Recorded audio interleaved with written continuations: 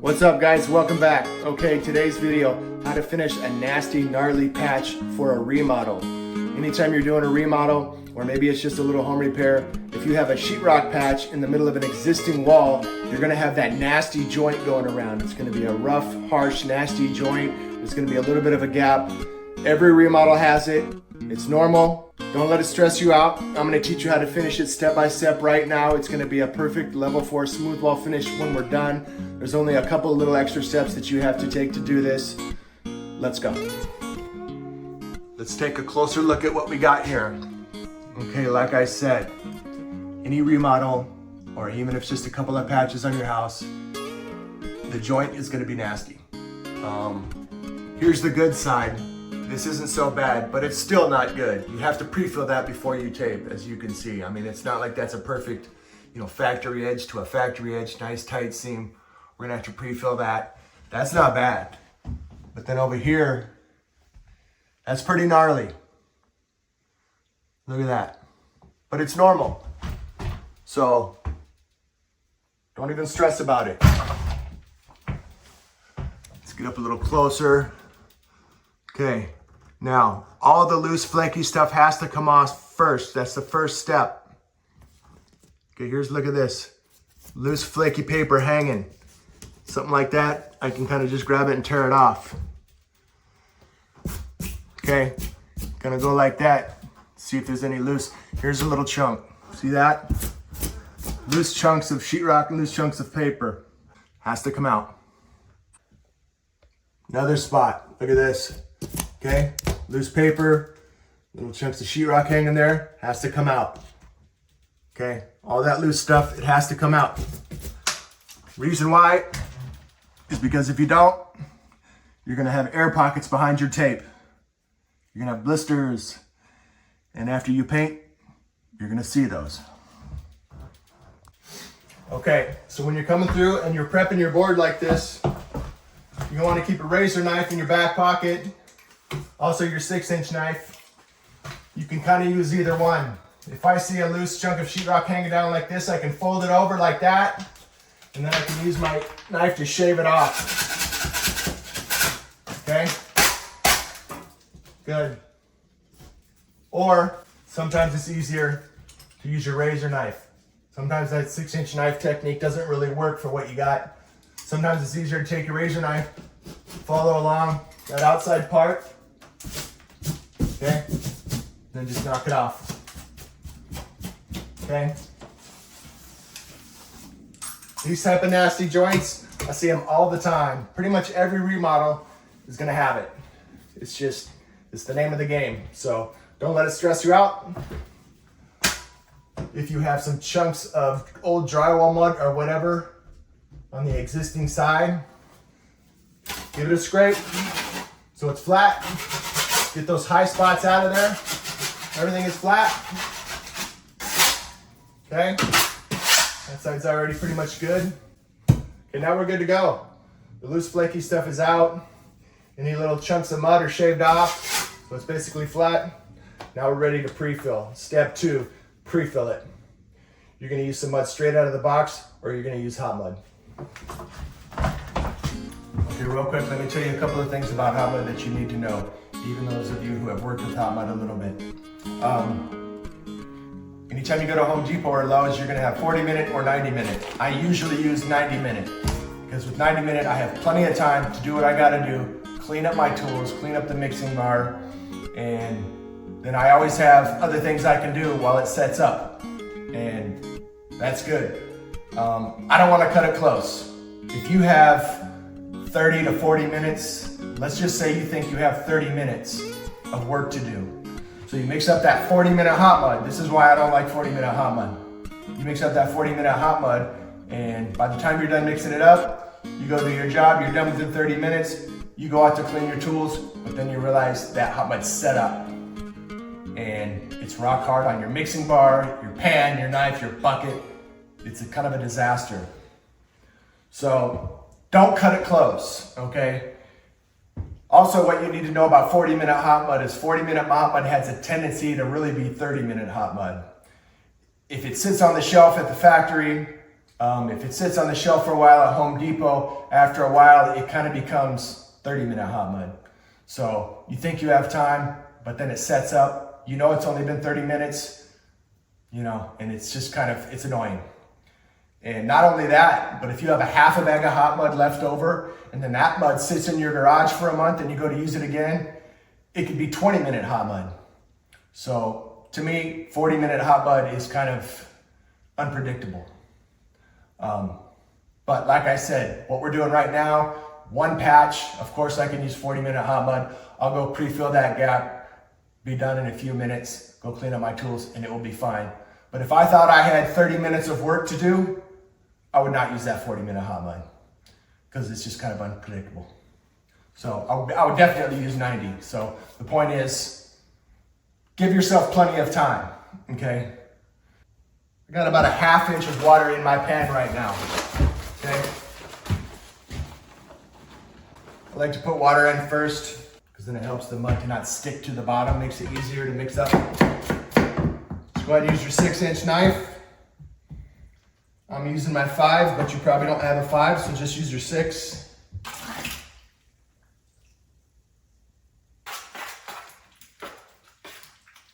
Guys, I know this stuff is not exciting, it's not sexy, it can be boring, kind of tedious, but when you take the time to learn how to do this right, I mean, you're gonna have these skills forever.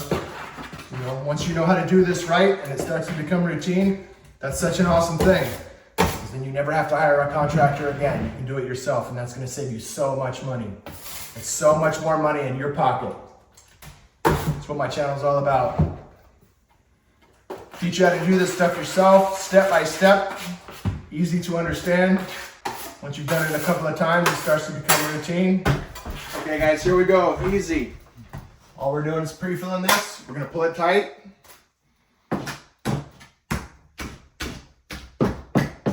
Gap in there. Get some hot mud up in there.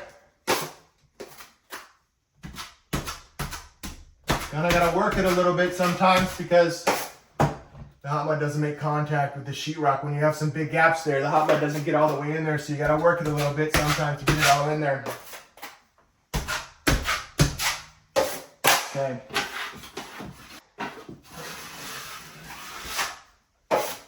Done. Little fat edge right there, but done. Okay. Now it's relatively flat, super strong, ready to go. Now when you tape it and you go to wipe down your tape will wipe down like it's supposed to. No air pockets behind the tape. It's going to be strong. Ready for taping. Okay, get this side real quick.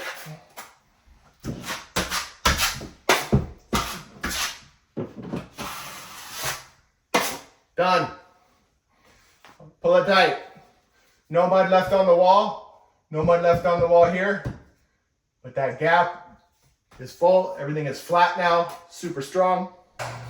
Another thing I really like about 90-minute hot mud is you're always going to have a little bit left over. So just take it, throw that extra hot mud on a scrap piece of sheetrock. If you still got 45 minutes left before it sets up, that's great. Because a lot of times, as you're working on the job, you'll see another spot, maybe a couple spots that need a hot mud prefill or a hot mud fix. And you got a little bit of hot mud here that's ready to go. So you can just kind of dive back into it and fix those spots, and it's just something that really comes in handy all the time. Okay, so the hot mud is now set up, and the other thing you need to know about hot mud is when hot mud sets up, it doesn't shrink when it dries like normal mud. It actually has a tendency to expand when it dries. So sometimes you're gonna end up, so here's the joint right here. You'll end up with like a bead of hot mud right here that's kind of bulging a little bit. And so anytime you pre-fill any type of nasty joints like this, once it's dry, it's a really good idea to come through and just give it a quick scrape just to smooth out those high spots.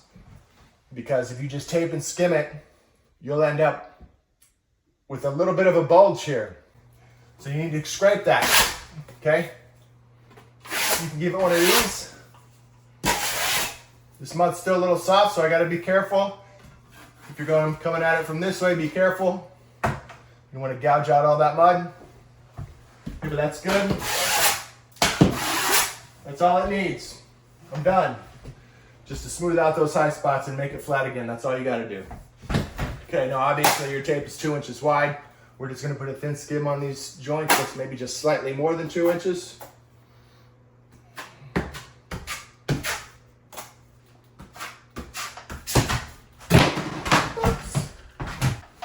Okay, so when you're taping by hand, it's a whole lot easier to just pull off about how much tape you think you're going to need and then just tear it off and then put it on.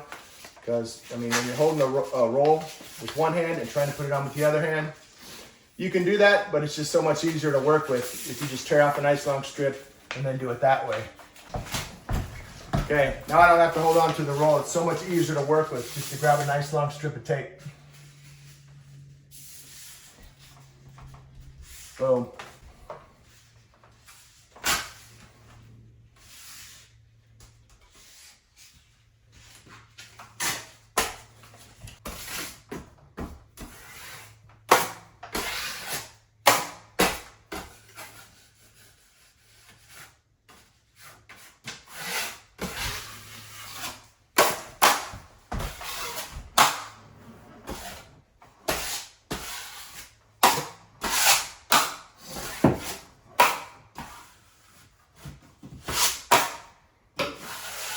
We got to do the angles too, so we're going to do those. So I guess you're kind of getting a 2-for-1 today.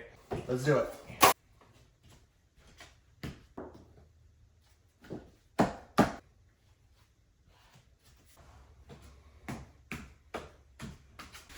I cut off the end so I got a nice flat spot so it fits into the angle good.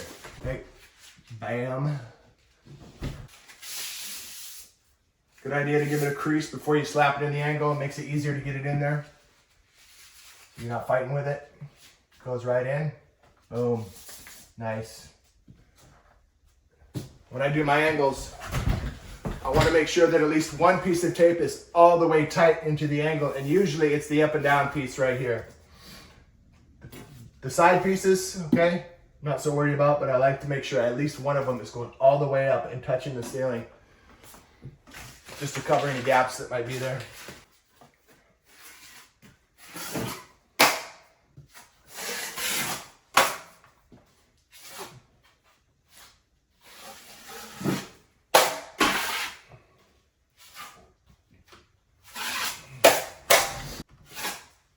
Boom, done. The hot mud is dry now, so we can turn around and put the first coat of mud on it right now. So you fixed your patch, you pre-filled it, you taped it, first coat of mud, all done, and it looks every bit as good as any normal sheetrock joint, okay? And then after the second coat, we sand that and it's gonna be perfect. Now before we put our first coat of mud on, you kinda wanna check it, okay? Say this side was really hollow, right? We'd put a nice layer of mud right here and then take a straight edge and run it across, and it would fill that hollow area, and then everything would basically be flat, and then you'd be ready for 2 nice coats. Okay, so if it is, that's what you gotta do. Sometimes you gotta do 3 coats on these patches. But I know what I'm doing. I've done these many times. I'm gonna be able to make this look good with 2 good coats. So you're gonna wanna use your 12, a 10-inch knife. It's not enough, not for a patch like this, okay? We're gonna split it. When I say split it, it means we're gonna put a skim coat on one side and on this side. Because you need a wide area covered, that way you're gonna leave just enough mud to cover the tape, and then it's gonna blend out to nothing, okay? And that's what you need to do. If I was gonna do just 1 coat down the middle with my 12, that would not be enough. It would still be a little bit humped, and you would see it when the light shines on it, okay? You need to split it. Let me show you, just watch.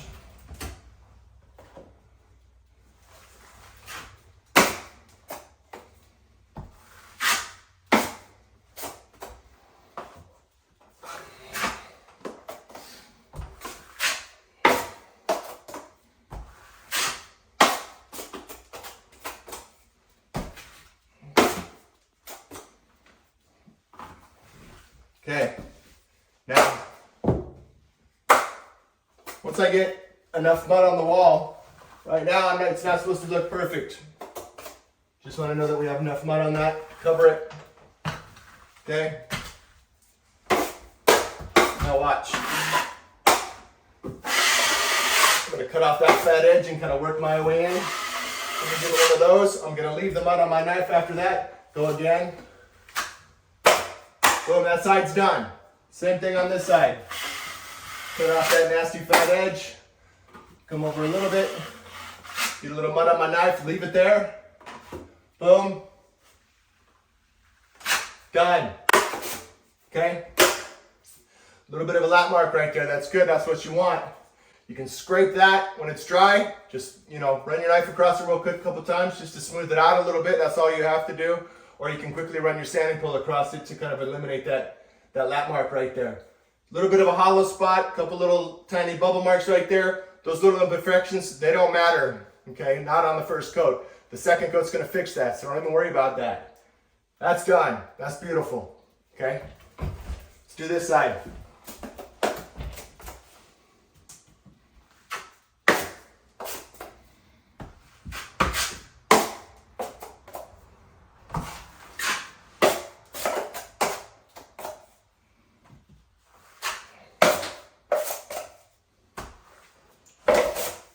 So this is where it gets a little tricky. You gotta practice. You're doing this one and then you're doing this one and you gotta tie them in together and make everything look good. So something that takes a little practice, a little bit of experience, but you can do it. If this was a smaller patch, say it was only like maybe 12 inches by 12 inches, something like that, I would just skim the whole entire thing and pull it one way. And then when I come to do the second coat, I would skim the whole thing again, pulling it the other way, and then everything would come out nice and flat. But this is a big enough patch that I'm not gonna do that, we're gonna do this.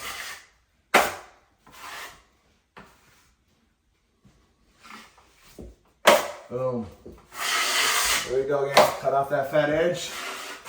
Come over a little bit, leave the mud on your knife. Boom. Boom. Oh, that's beautiful.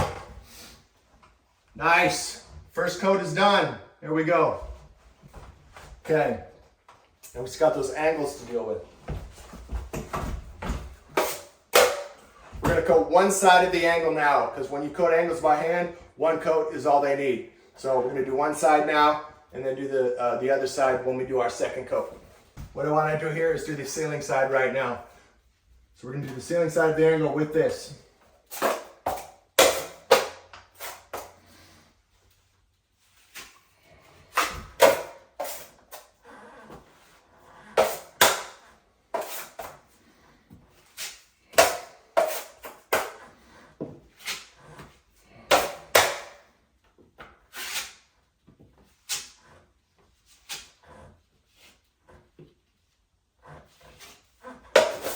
Okay, that section's done. When it comes to stuff like this, sometimes the best thing you can do is just, be patient and just watch someone for a while.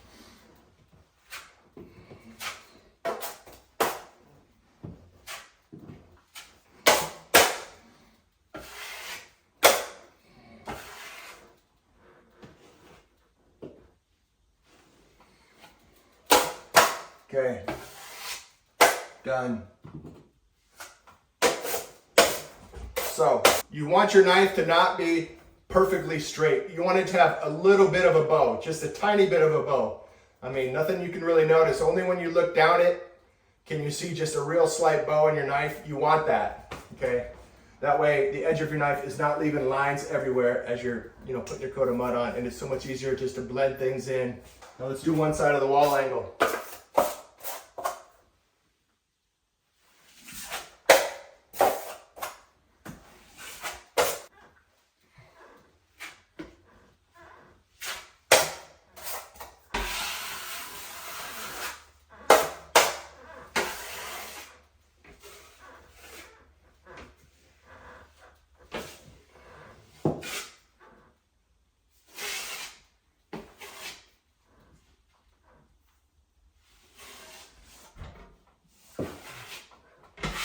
Done. Chip this big line. Cut off that fat edge. Now we're done. Okay. Now when I come back, this angle on this side is all I have to do. Those are done, ready to sand, touch up, and paint. Okay? So when we come back to the second coat, we'll do the angle on this side. One more coat on that. And we'll be ready to sand and call it done. Okay, here we are, day 3. Let's put the final coat on. So, you're gonna have a little lap mark right here. Might have a few little chunks in the angle. Just kind of give it one of those, just to kind of smooth those out, get those out of the way. Okay. Careful little scrape there. Looking good. You're always gonna have a little lap mark in the middle. All you gotta do, you don't have to get your sanding pole out, especially on a patch. Give it one of these. Just enough to smooth it out. Okay? That's good. That's all you gotta do. Let's skim it. When you put your final coat on, you want to cover this whole thing. Okay? You want to go a little bit past. You can see the line here from my first coat. When we put on this final coat, we're gonna go a little bit past. You want to just put a nice thin skim across that whole thing. It's gonna make it perfect. It's gonna fix all those little imperfections. Let's go.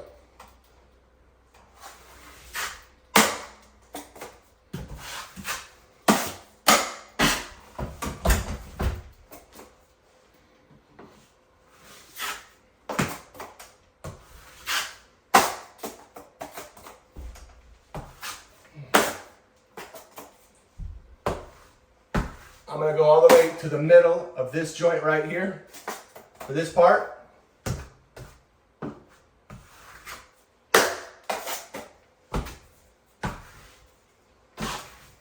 Okay, now that I got it all completely loaded with mud, I'm going to run my knife across it like this. I'm not really taking any mud off. I'm just laying it down. It makes it so that there's a nice even layer of mud across the whole thing, so that you don't have kind of a heavy layer of mud on one spot and then maybe a thin layer. This kind of spreads it out so you have a nice, even, thin skim across the whole thing. And now when you do your final wipe down, it just comes out perfect.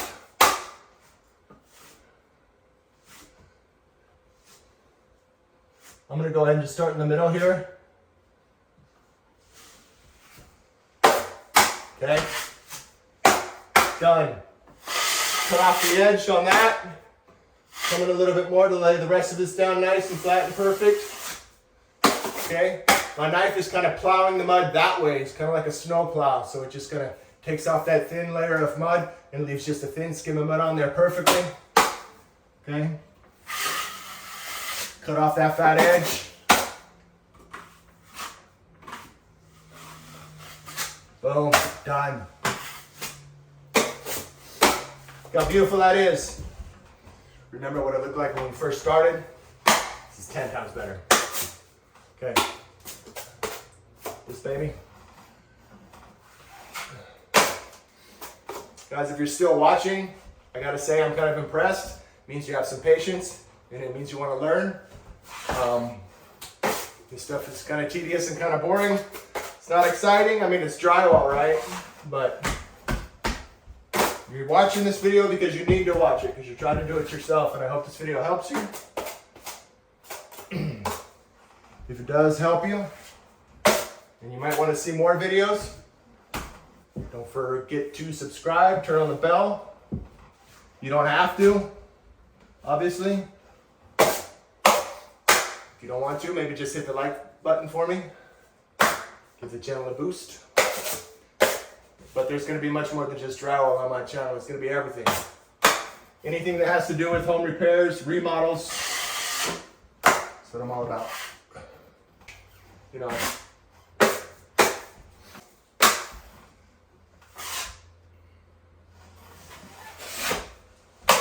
Boom, done. If it's something that you know will easily sand out or will easily touch up, then you don't have to keep on messing with it. Okay? Sometimes, when you know it'll sand out or you know it will touch up, just call it done and leave it. You know what I mean? Let's do these angles. The top angle's already done. This is already done. There's a couple ways you can approach it. You can get some mud on your knife. When I get mud on my knife, I'm going to cut the corner off, and then I'm going to cut that corner off. That way, there's no mud at the very end of my knife on both sides. That way, I won't have mud constantly dripping off of my knife while I'm working. Okay, let me show you that one more time. Okay, it's about how much mud I got on my knife. It's about a full inch wide. Okay, but I'm going to go like this. Bam, Bam. Takes the excess mud off of the corner. No mud on this side, no mud on that side. It takes the excess mud off of that so I don't have mud dripping while I'm working. Okay. So if you try to do that, here we go again, about an inch, full inch wide. If you try to do that and the mud's dripping off your knife when you do that, that means your mud's too thin. It needs to be thicker. Okay. So take a look at the consistency of this mud. Okay, now I got about a good 2-inch nice wide bead of mud on there. Shake my knife a little bit. It's not really coming off. Just real slow. Okay. What you want. Now on this angle, as you just saw, I'm coming at it from this way, going like that, going like that. I like doing it that way sometimes because when I do that, I get a nice perfect layer of mud all the way up inside that very angle. So there's no little gaps or hollow spots up in here. Okay, it's kind of, you know, and it's perfect and you're ready to wipe it down. Another way you can do it, a lot of tapers do it, they'll do that, right? And they'll start here, come down like that. But then you always end up with some hollow spots inside this part of the angle here. So you usually have to finesse it a little bit. Okay. So you can practice it both ways.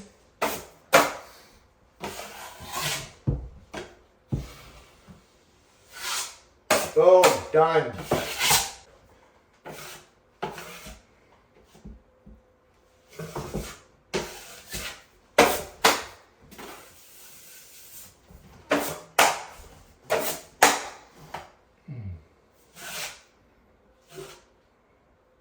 Put your mud up, your knife up inside that angle, perfect. And just push and hold for a second and that mud will squish out behind your knife and just make a perfect layer of mud all the way inside that angle. Bam. Now it's perfect up in there, no hollow spots. Okay, okay guys, let's finish this baby up. It's time to sand it out. First thing we're gonna do is we're gonna square out this angle. Okay. Inside this angle, you're always gonna have a little bit of a bead of mud in here, especially where these 3 angles come together. So you're gonna take your knife. I like a 4-inch knife for this, but you can use your 6-inch knife. Okay, we're gonna go through and carefully kind of like chip away those little beads of mud and those little cooties and make the angle nice and square. Okay.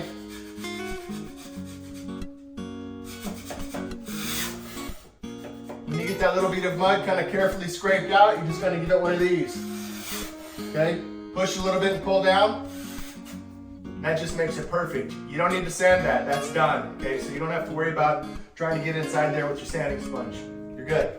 So now when you come through with your sanding sponge, you sand out your angle and you can stay a couple inches away from this inside corner because it's done, and it just makes it so much easier when you're sponging it out.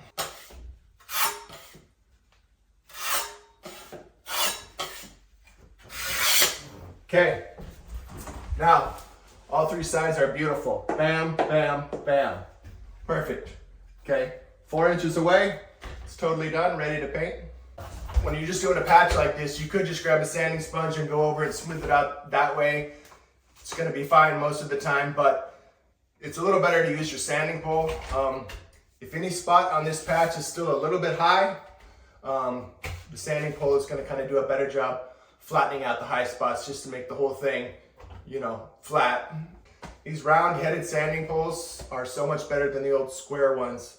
They sand everything out twice as fast, and they just do a great job. So if this is something you're going to be doing in the future, get one of these.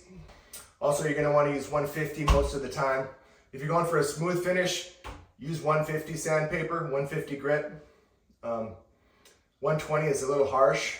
It's going to leave some little scratches, and those could possibly show. So if it's getting texture, you know, 120 is usually fine.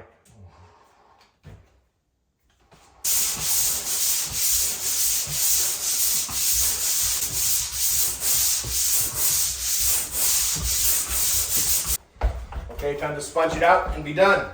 Okay, look, I have another video where I kind of cover how to properly sand out your drywall job from start to finish. It's not exciting, but it's good to know.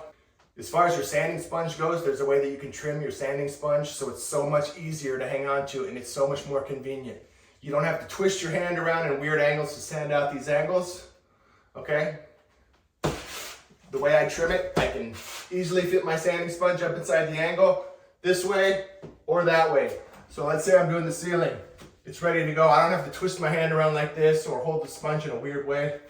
I hold it like this the whole time, and it's just so comfortable to use. If you want to learn more about that, you can watch my other video, how to sand your drywall properly. All right, let's do it.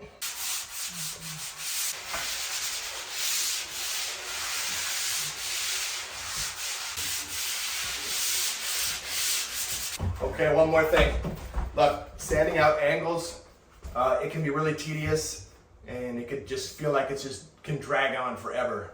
So you want to kind of have a system down, a routine system down, so you can just get it done and be done with it. So look, I'm going to come through with my sanding sponge, and I'm just going to go over the whole thing quickly. I'm going to stay away from the angle. I'm not going to shove it into the angle.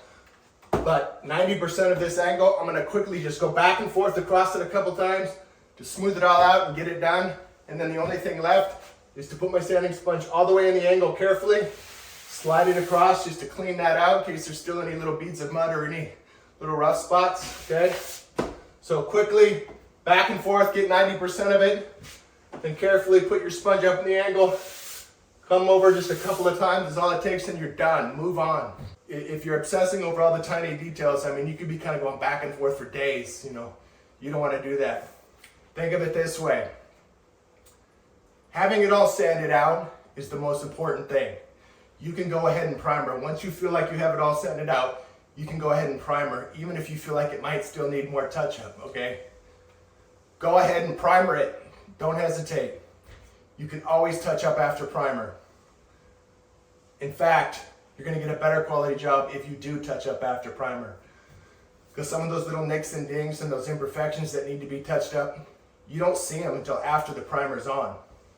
Because you just don't. You just see everything much better when the primer's on. Some of those little touch-up spots, they're kind of covered with dust and you don't see them. So you're going to get a better quality job if you touch up after primer. So go ahead, just make sure it's fully sanded out quickly, touch up whatever bad spots you see, and call it done. Primer it, and you can always look it over one more time with the light. Okay, with that, we're going to call it done. Look, I'm a journeyman drywall finisher. That's how I started in this business before moving on to doing full remodels. I've been doing all this for 30 years. You can trust me to teach you how to do it right. So if you want to learn more about this stuff, subscribe, turn on the bell. Thanks for watching.